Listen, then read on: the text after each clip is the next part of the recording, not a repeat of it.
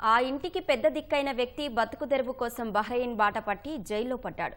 పొట్టకోటి కోసం వెళ్లి కటకటాల పాలయ్యాడు. భర్త ఎలా ఉన్నాడో తెలియక భార్య, తండ్రినే చూడని కుమార్తె తీవ్ర ఆందోళన చెందుతున్నారు. భర్తను రప్పించేందుకు 6 నెలలుగా ప్రభుత్వ కార్యాలయాల చుట్టూ తిరుగుతున్నా ఫలితం లేకుండా పోయింది. సర్కారు స్పందించి స్వదేశానికి రప్పించాలని ఆ కుటుంబ సభ్యులు దీనంగా వేడుకుంటున్నారు. నిజామాబాద్ జిల్లా కొడిచెర్లకు చెందిన కంచు గంగయ్య 1999లో ఉపాధి కోసం సౌదీ అరేబియా వెళ్లి అక్కడ 5 ఏళ్లున్నారు. ఆ తర్వాత 3 ఏళ్లు దుబాయ్లో పనిచేసి 2008లో బహ్రెయిన్ వెళ్లాడు. అక్కడ పనిచేస్తున్న కంపెనీ మూతపడడంతో కొన్నేళ్లుగా వేరే కంపెనీలో పనిచేస్తూ కాలం వెళ్లదీశాడు. కంపెనీ వీసాపై వెళ్లినా చట్టవిరుద్ధంగా బయట పనిచేయడం వల్ల అక్రమ నివాసిగా మారాడు. పోలీసులు తనిఖీలు చేపట్టి పాస్పోర్ట్ లేదనే కారణంతో అరెస్టు చేసి జైల్లో వేశారు.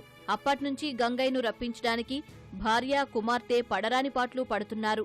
16 ఏళ్లుగా తండ్రిని చూడలేదని, ఒక్కసారి చూడాలని ఉందంటూ గంగయ్య కుమార్తె శృతి కన్నీటి పర్యంతమవుతోంది.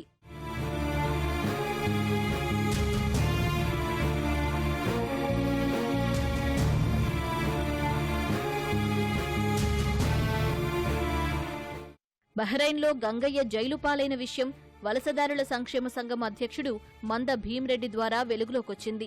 బాధితుడి ఫోటో, పూర్తి వివరాలు పంపిస్తే తాత్కాలిక తెలుపు పాస్పోర్ట్ జారీ చేస్తామని బహ్రెయిన్లోని ఇండియన్ ఎంబసీ తెలిపింది.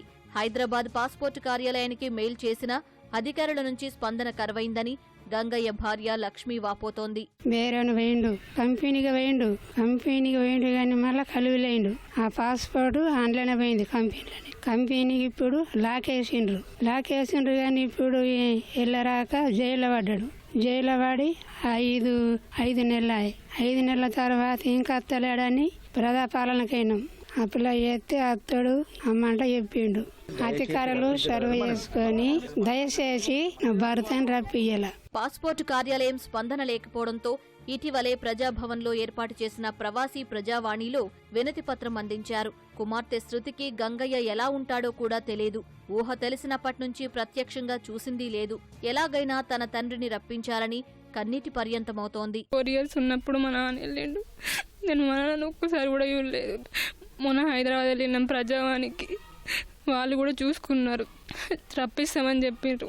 ఇంతవరకు ఏది లేదు. మా నాన్న రాలేడు, మా నాన్న ఇంతవరకు చూడలేదు. మా నాన్న బేరను పోయి 16 years అవుతుంది. పాస్పోర్ట్ లేదు.